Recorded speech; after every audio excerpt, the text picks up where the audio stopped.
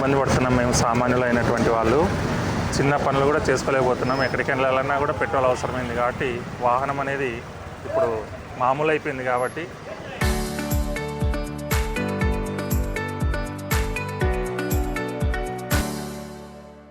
సామాన్యులు మాత్రం చాలా ఇబ్బంది పడుతున్నాం. ఇంతకుముందు కరోనా టైంలో కూడా ఇంత లేదన్నట్టుగా ఉంది పరిస్థితి. ఇది సమస్య ఎంత తొందర పరిష్కరిస్తే అంత మంచిదని ప్రభుత్వానికి పెద్దలకి చెప్పడం అయింది. Thank you sir. ఇంతకుముందు పెట్రోలు పంపించిన తర్వాత వీళ్ళు డబ్బులు కట్టేవాళ్ళని అంటున్నారు. వీళ్ళు ప్రస్తుతము ముందుగానే డబ్బులు పేమెంట్ చేసిన తర్వాతనే డెలివరీ చేస్తామంటున్నారు. అలాగే ఏమన్నా కొరత ఏమన్నా ఉందేమో, ఆ యుద్ధం ప్రభావం ఉన్నట్టుంది కాబట్టి ఇలాంటి పరిస్థితి వచ్చిందని అనుకుంటున్నాం సార్. లేదు సార్, కొన్ని చోట్ల 200 వేస్తున్నారు, కొన్ని చోట్ల బాటిల్కి వేస్తున్నారు, కొన్ని చోట్ల 500 కూడా వేస్తున్నారు సార్. అదే సరఫరా నిరంతరంగా సాగాలి సార్. ఇంతకుముందులాగే ఉంటే ప్రజలకు భయాందోళన తొలగిపోతాయి. తద్వారా ఇలాంటి పరిస్థితి రాదనిపిస్తుంది సార్, సప్లై సక్రమంగా ఉంటే. సార్ మా స్నేహితులు చెప్పినట్టు ఆదంలో కూడా కొద్దిగా ఉన్నట్టుంది, మన సైడ్ కూడా ఉంది, కానీ కర్నూలు అటు సైడ్ ఏమీ అంత లేదన్నారు సార్ మా ఫ్రెండ్స్. అది సార్ పరిస్థితి కొద్దిగా భయంకరంగా ఉంది సార్. అది సార్. సార్ నా పేరు Nagaraju sir. Sir Bhoota Nagaraju, teacher sir, Emminur. నా పేరు రఘు, నేను ప్రభుత్వ ఉద్యోగిని. నేను దాదాపు 2 కిలోమీటర్ల దూరంలో బండి ఆగిపోతే అక్కడి నుంచి ఎండకు నడుచుకుంటూ వచ్చి పెట్రోల్ కోసం ఇక్కడికి వచ్చినాను. ఇంతకుముందు చాలా బాగా దొరికేది మీనూరులో. ఈ వారం నుంచి నాకు తెలిసి ఏదైనా కృత్రిమ కొరత సృష్టిస్తున్నారేమో అనిపిస్తుంది. ఎందుకంటే మిగిలిన ఊళ్ళలో ఎక్కడ ఈ కొరత కనిపించడం లేదు, మీనూరులో మాత్రమే ఈ బాధ ఎక్కువగా ఉంది. ఇంకా ఇక్కడైనా కొద్దిగా లభిస్తుంది, కానీ మిగిలిన మీనూరులో అన్ని పెట్రోల్ బంకులు తిరిగి వచ్చినాము, ఎక్కడ కూడా పెట్రోల్ దొరకడం.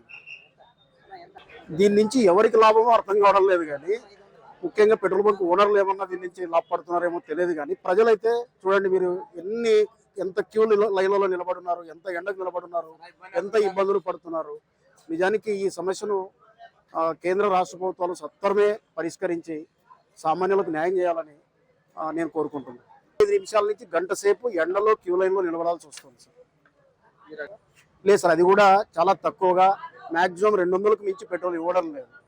అది 1 రోజు 2 రోజులకే సరిపోతా ఉంది. మళ్ళీ ఇదే పరిస్థితి ఏర్పడుతుంది, మళ్ళీ లైన్లో నిలబడాలి, మళ్ళీ ఎండలో వెయిట్ చేయాలి.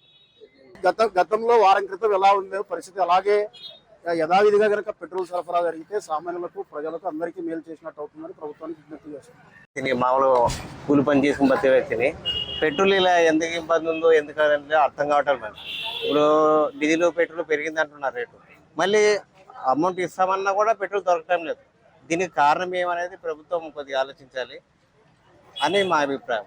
ఇక్కడ గంటలు నిలబడినా, పొద్దున వచ్చినా సాయంత్రం వచ్చినా పనులు వదులుకొని మళ్ళీ రావాల్సి వస్తుంది. దీనికి ఏదో ప్రభుత్వం ఒక మంచి చర్యలు తీసుకొని చేయాలని ఆలోచిస్తున్నాం.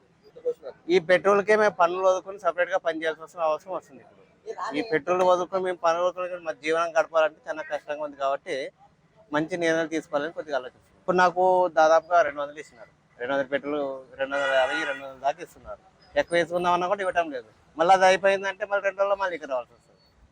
ఎక్కడ చూసినా ఇదే సమస్య, ఎక్కడ చూసినా ఇదే సమస్య.